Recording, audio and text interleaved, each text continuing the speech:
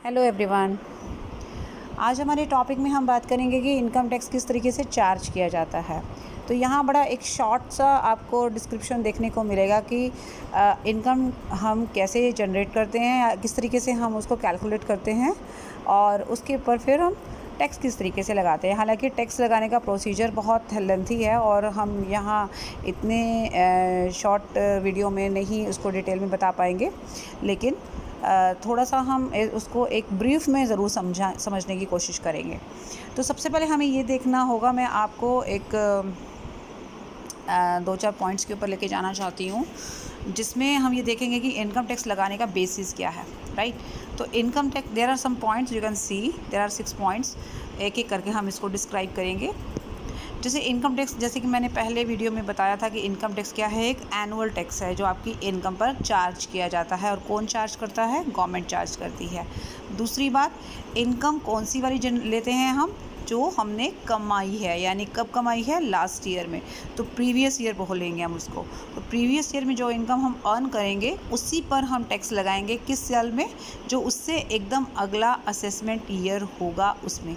तो हम previous year की इनकम पर असेसमेंट ईयर में जो भी रेट्स एप्लीकेबल होंगे उससे जो है टैक्स उस पर लगाया जाएगा। थर्ड वन जो है, tax rates are fixed by the annual finance act. तो ये रेट कौन फिक्स करता है? फाइनेंस एक्ट के द्वारा फिक्स किए जाते हैं। फिर आ रही है पॉइंट नंबर 4 पर, taxes charge on every person as defined. Obviously tax किन के ऊपर चार्ज किया जाना है या किन लोगों पर इम्पोज होना है? जो पर्सन इस क्राइटेरिया के तहत आते हैं। और वो पर्सन कौन कौन से होंगे उसे हम एक और वीडियो में डिस्कस करेंगे। नेक्स्ट हम बात कर रहे हैं taxes charge on the total income of every person. तो अभी जो आप इनकम की बात कर रहे हैं, यहाँ पर जो टैक्स चार्ज किया जाएगा वो इनकम का मतलब यहाँ टोटल इनकम से है, राइट। तो अब ये टोटल इनकम कैसे निकालेंगे उसको हम एक नेक्स्ट पेज पे थोड़ा सा एक डिस्क्राइब करेंगे उसको। लेकिन उससे पहले हम पॉइंट नंबर 6 को लेंगे कि इनकम टैक्स जो है वो डिडक्ट किया जाता है, कैसे किया जाता है, यानी कि आपसे कैसे इनकम टैक्स सरकार लेती है। तो इनकम टैक्स लेने के तरीके काफ़ी हैं। जैसे कि आप से जहाँ आप इनकम अर्न कर रहे हो, फॉर एग्ज़ाम्पल अगर आप जॉब करते हो, आप कहीं सर्विस करते हो और जितना भी आप पैसा सैलरी के थ्रू कमा रहे हैं, राइट, तो उस सैलरी पर जो टैक्स बनता है अकॉर्डिंग टू रूल, तो आपका जो एम्प्लॉयर होगा वो आपके टैक्स इनकम में से उतने टैक्स को काट लेगा और उस पैसे को वो कहाँ जमा करा देगा? सरकारी ख़जाने में। तो इस तरीके से सरकार ने आपसे टैक्स ले लिया, ठीक है। इसे बोलेंगे हम TDS, यानी tax deducted at source. Source मतलब जहाँ से आपने इनकम अर्न की है वहाँ पे, ठीक है। इसके अलावा भी इनकम जो टैक्स हम पे करते हैं वो हम कैसे पे करते हैं? एडवांस भी पेमेंट कर देते हैं, राइट। तो हम कभी कभी इनकम का टैक्स एडवांस पे करते हैं और कई बार हम इनकम जो है वो TDS के तौर पे कटवाते हैं। तो इनकम टैक्स देने के सरकार को हमारे पास कई तरीके हैं जो कि एक अकॉर्डिंग टू रूल हम उनको दे सकते हैं। उसके बाद आता है जैसे कि मैंने अभी आप को बताया कि हम एक छोटे सा फॉर्मूला ही कहूँगी मैं उसको, कि किस तरीके से हम इनकम जो है वो कैलकुलेट करेंगे। तो उसके लिए मैं आपको नेक्स्ट पेज पे ले जाना चाहूँगी। इनकम कैलकुलेट करने के लिए सबसे पहले हमें ये पता होना चाहिए कि इनकम हम कहाँ कहाँ से जनरेट करते हैं। तो आप थोड़ा सा ध्यान दीजिए कि इनकम के जो हेड्स हैं, मतलब यहाँ पर हेड का मतलब क्या है कि आप इनकम कहाँ से ले रहे हैं। फॉर एग्ज़ाम्पल अगर आप नौकरी करते हैं तो आपकी इनकम कहाँ से हो जाएगी? सैलरी से। अगर आपके पास 2 मकान हैं, आपने एक मकान रहने के लिए और एक मकान किराए पे चढ़ाने के लिए यूज़ कर रखा है, तो जो किराया आपका आ रहा है वो क्या होगा? Income from house property. इसके अलावा अगर आपका कोई बिज़नेस है या आप कोई प्रोफेशन में है, वहाँ से जो पैसा आप अर्न कर रहे हैं वो होगा आपका थर्ड हेड ऑफ इनकम। यानी पहला हो गया हमारा सैलरी, दूसरा है हमारा हाउस प्रॉपर्टी, तीसरा हो गया हमारा बिज़नेस या प्रोफेशन, या दोनों भी हो सकते हैं। उसके अलावा फिर बात करेंगे कैपिटल गेन की। कैपिटल गेन का मतलब हम कह सकते हैं कि आप अगर कोई प्रॉपर्टी बेचते हैं, राइट, कोई चीज़ बेचते हैं। यहाँ पर चीज़ का मतलब मैं एसेट से कह रही हूँ, यहाँ गुड्स की बात नहीं कर रही, क्योंकि अगर आप गुड्स बेच रहे हैं तो वो बिज़नेस हेड में जाएगा। लेकिन अगर आप कोई एसेट, कोई प्रॉपर्टी बेच रहे हैं और उससे आपको कोई फ़ायदा या नुकसान हो रहा है, यहाँ पर प्रॉपर्टी का मतलब एक इन्वेस्टमेंट की मैं बात कर रही हूँ कि अगर आपकी कोई इन्वेस्टमेंट है, फॉर एग्जांपल अगर आपने कोई शेयर्स बेचे हैं या आपने कोई डिवेंचर्स बेचे हैं, ठीक है, और जिसको आप इन्वेस्टमेंट के तौर पे रखते हैं, उसके बेचने से अगर आपको कोई फ़ायदा नुकसान होता है तो आपके फोर्थ हेड में जाएगा, ठीक है। और लास्ट में बचा खुचा जो भी आपका रह गया, फॉर एग्जांपल अगर आपने कोई लॉटरी ख़रीदी और आपकी बाई चांस लॉटरी निकल आई, तो वो इनकम हमारी कहाँ जाएगी, अदर सोर्सेज में। तो इस तरीके से आप देख सकते हो there are 5 heads of income.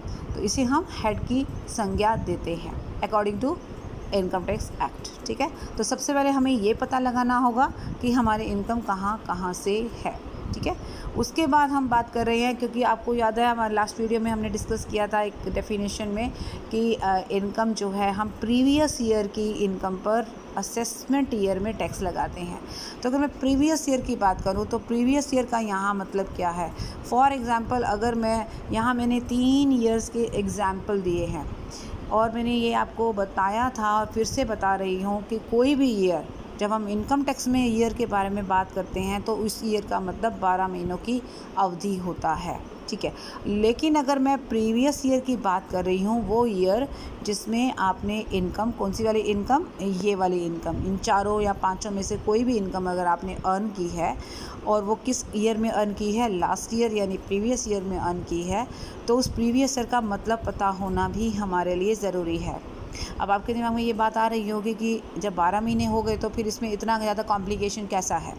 Complication कुछ नहीं है, लेकिन थोड़ा सा हमें समझना पड़ेगा। क्या वो ये कि मान लीजिए अगर आप जैसे कि आप ये देख सकते हो, मैंने एक तरफ लिखा है 21-22 का मतलब क्या है, 21-22 यानी 21-22 ये एक फाइनेंशियल ईयर है और इसका मतलब हुआ 1 अप्रैल 21 से लेकर 31 मार्च 22 तक, 1 अप्रैल 21 से लेकर 31 मार्च 22 तक। तो ये जो ईयर या जो आपका टाइम बनेगा, ये देखो लिख रखा है मैंने 1/4/21 से 31/3/22। तो हमारा कैलेंडर ईयर नहीं चलेगा यहाँ पे, इनकम टैक्स में कैलेंडर ईयर नहीं चलता, इनकम टैक्स में फाइनेंशियल ईयर हम देखते हैं और वहाँ पर हर साल 1 अप्रैल से अगले साल 31 मार्च तक हम 12 महीने की जो टाइम है वो काउंट करते हैं, ठीक है। अभी मैंने आपको बता दूं कि प्रीवियस ईयर में साथ में मैंने ये लिखा है 12 और लेस देन 12 मंथ्स, लेकिन थोड़ी देर पहले तो मैंने ये कहा कि 12 महीनों का होता है, फिर मैंने लेस देन क्यों लिखा, उसका रीज़न मैं आपको बता देती हूँ। फॉर एग्ज़ाम्पल अगर मैंने नौकरी मैंने ज्वाइन किया है और जुलाई 21 में किया है, तो ये जो यहाँ मैंने 1/4/21 लिखा है ना, यहाँ मैं लिखूँगी 1/7/21। रीज़न कि मेरी नौकरी 1 जुलाई से स्टार्ट हुई है, तो ऑब्वियसली मेरी सैलरी भी तो 1 जुलाई से ही काउंट होगी ना। तो जब मेरी सैलरी जुलाई से स्टार्ट है तो अप्रैल मई जून इन 3 महीनों में तो मैंने कुछ भी कमाया नहीं है। जब कमाया नहीं है तो टैक्स तो नहीं देना होगा ना।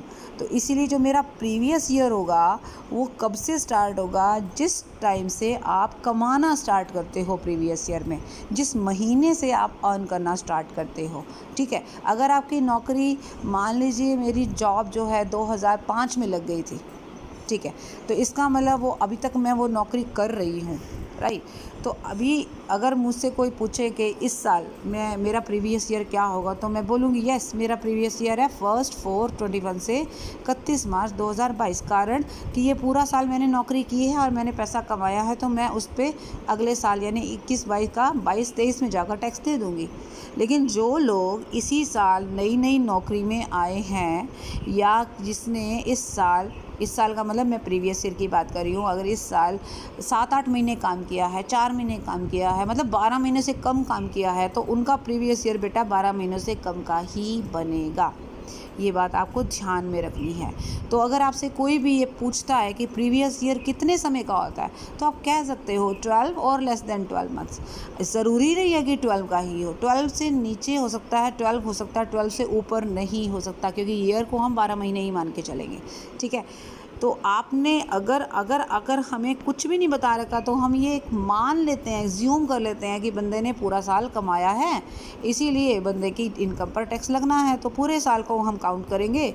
जिस मान लीजिए अब मैंने एक एग्जांपल लिया 17-18, अगर आपसे मैं पूछूं 17-18 का मतलब इनकम टैक्स में क्या है, तो आप मुझे बताएंगे 17-18 का मतलब होता है 1/4/17 से, यानी 1/4/17 से 31/3/18 तक, राइट।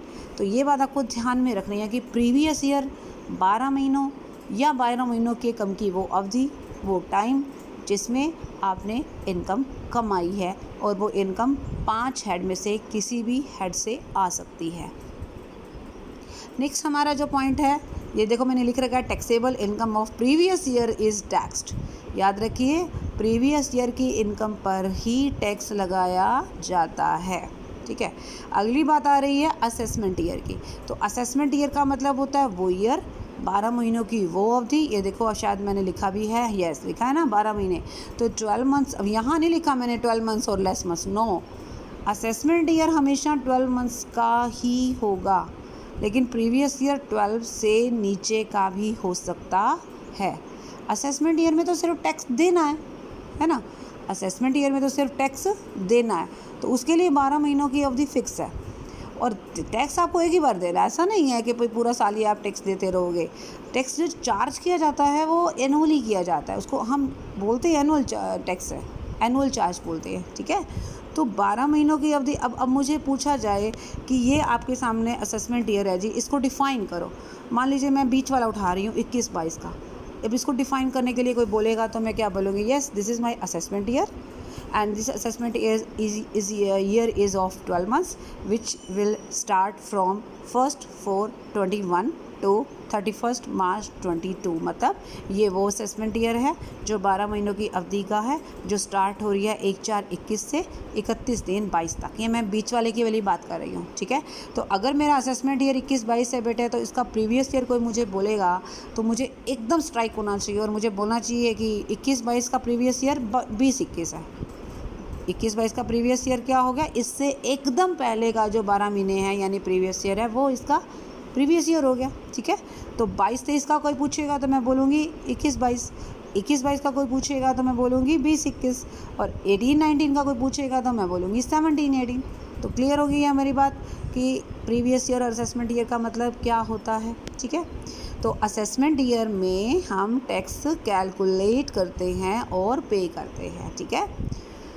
चलिए जी, नेक्स्ट हमारा आ रहा है ग्रॉस टोटल इनकम। अभी ये चीज़ें हम वैसे डिटेल में एक और वीडियो में भी करने वाले हैं, पर यहाँ पर मैं आपको वो जो बेस बता रही थी उसके आधार पर मैं बताना चाह रही हूँ कि हम इनकम टैक्स कैसे चार्ज करते हैं। तो सबसे पहले मैंने क्या बोला आपको, सबसे पहले बोला कि आप देखो आपकी इनकम कौन कौन से हेड से है, फिर उसके बाद हमारा प्रीवियस ईयर क्या है, असेसमेंट ईयर क्या है, ठीक है ना। उसके बाद ऑब्वियसली प्रीवियस ईयर की इनकम को ही आपने देखना है कि प्रीवियस ईयर में आपने कौन कौन सी जगह से, मान लीजिए प्रीवियस ईयर में मैंने एक मकान किराए पे चढ़ाया था और उससे मेरे को 5,000 रुपये पर मंथ किराया आया, तो 12×5 = 60 यानी 60,000 मेरे साल का वो हो गया किराया। और एक मेरी लॉटरी निकल आई थी 50,000 की, तो 60,000 हो गई मेरे मकान की और 50,000 हो गया मेरी लॉटरी का, तो कितने हो गए 1,10,000, ठीक है। अब 1,10,000 मेरी इनकम किसकी मानी जाएगी, प्रीवियस ईयर की। अब प्रीवियस ईयर मुझे देखना है कि मेरा असेसमेंट ईयर ये है तो प्रीवियस ईयर उससे पहले का क्या बनता है, ठीक है।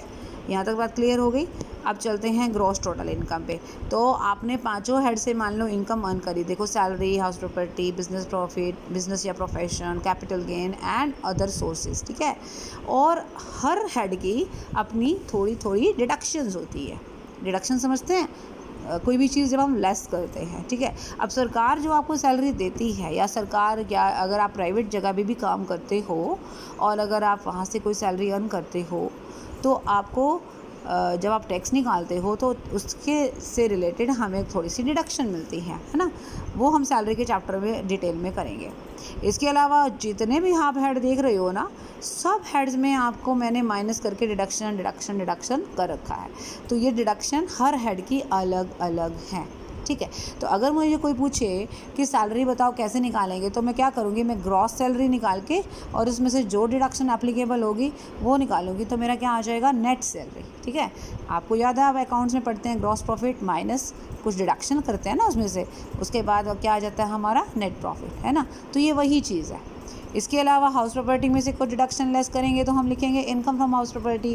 बिज़नेस की कोई इनकम है या प्रोफेशन की कोई इनकम है, उसकी डिडक्शन लेस करेंगे तो हमारा क्या आ जाएगा, बिज़नेस की इनकम से, यानी कि इनकम फ्रॉम बिज़नेस या इनकम फ्रॉम प्रोफेशन। तो कहने का मतलब होता है कि इनकम आप ऐसे निकालते चले जाएंगे और जो भी आएगा उसको जब हम उसमें से फिर लास्ट में एक चीज़ और माइनस करने वाले हैं, वो है ब्रॉड फॉरवर्ड लॉसेस। अब ये क्या चीज़ है, हालांकि अभी ये बहुत ज़्यादा जल्दी है इस बात को बताने की, मतलब जल्दबाजी होगी, लेकिन मैं आपको इतनी मैं नहीं चाहती कि आप थोड़ा सा तो आपको इस बात की जानकारी हो जाए कि ये एक्चुअली क्या है। तो जब आप 500 हेड की इनकम को टोटल करते हो, या 5 हेड है या 4 3 2 जो भी आप कमाते हो, उसको जब टोटल करते हो, उसकी डिडक्शन माइनस कर लेते हो, टोटल कर लेते हो, उसके साथ साथ आपको कुछ लॉसेस होते हैं। जैसे मान लीजिए आपने पिछले साल भी वही बिज़नेस किया जो इस साल आप कर रहे हो और अगले साल भी वही करने वाले हो, तो कई बार क्या होता है कि बिज़नेस है, बिज़नेस में कभी कभी हमें लॉस भी हो जाता है ना। अब बिज़नेस में लॉस हो जाता है तो फॉर एग्जांपल पिछले साल मुझे लॉस हुआ था, उससे पिछले साल मुझे लॉस हुआ था और पिछले साल मुझे प्रॉफिट हुआ था। ठीक है, तो जब मैं प्रीवियस ईयर में मैं देख रही हूँ कि मेरा इतना प्रॉफिट है, लेकिन उससे पिछले साल अगर मुझे उसी बिज़नेस में कुछ लॉस हुआ था, तो उस लॉस को मैं यहाँ पर इस तरीके से ला कर बाहर, मतलब पीछे से ला कर ब्रॉड फॉरवर्ड करके उसको यहाँ वाली बिज़नेस वाली इनकम से एडजस्ट कर सकती हूँ। ठीक है, तो इस एडजस्टमेंट के बाद ही हमारा जो आएगा वो होगा ग्रॉस टोटल इनकम। ठीक है, यहाँ तक बात ओके हो गई। पर अभी भी हमारी कहानी यहाँ ख़त्म नहीं होती है। रीज़न कि ग्रॉस टोटल इनकम पर टैक्स नहीं लगता है, इनकम टैक्स लगता है हमारा टोटल इनकम पर। अभी क्या रह गया, अब एक स्टेप और रह गया, वो ये कि जो ग्रॉस टोटल इनकम हमने ये निकाली ना, ये सब माइनस करके, तो उसके बाद ये GTI मैंने लिख रखा है सबसे नीचे, GTI मतलब ग्रॉस टोटल इनकम, इसमें से फिर आपको कुछ डिडक्शन देनी है। अब आप कहोगे ये मैडम ऊपर डिडक्शन दे रखी है, इसका क्या? भाई ये डिडक्शन हेडवाइज है। आप देखो, मैं चाहती तो ये सारों को टोटल करके इकट्ठी डिडक्शन दे सकती थी, पर नहीं दे सकती। रीज़न, सैलरी की डिडक्शन सैलरी में से जाएगी, कैपिटल गेन की डिडक्शन कैपिटल गेन में से जाएगी। ऐसा नहीं है कि सैलरी की डिडक्शन आप कैपिटल गेन में से लेस कर दोगे, नो नेवर, राइट। तो ये डिडक्शन हो गई इंडिविजुअल जो हेडवाइज होती है। लेकिन ये जो नीचे वाली डिडक्शन है ना, ATC से ATU दिख रहा है आपको, ATC और ATU का मतलब यहाँ पर सेक्शंस हैं। इनकम टैक्स एक्ट में बहुत सारे सेक्शन हैं जिनके तहत आपको बहुत सारे प्रोविजंस को फॉलो करना पड़ता है।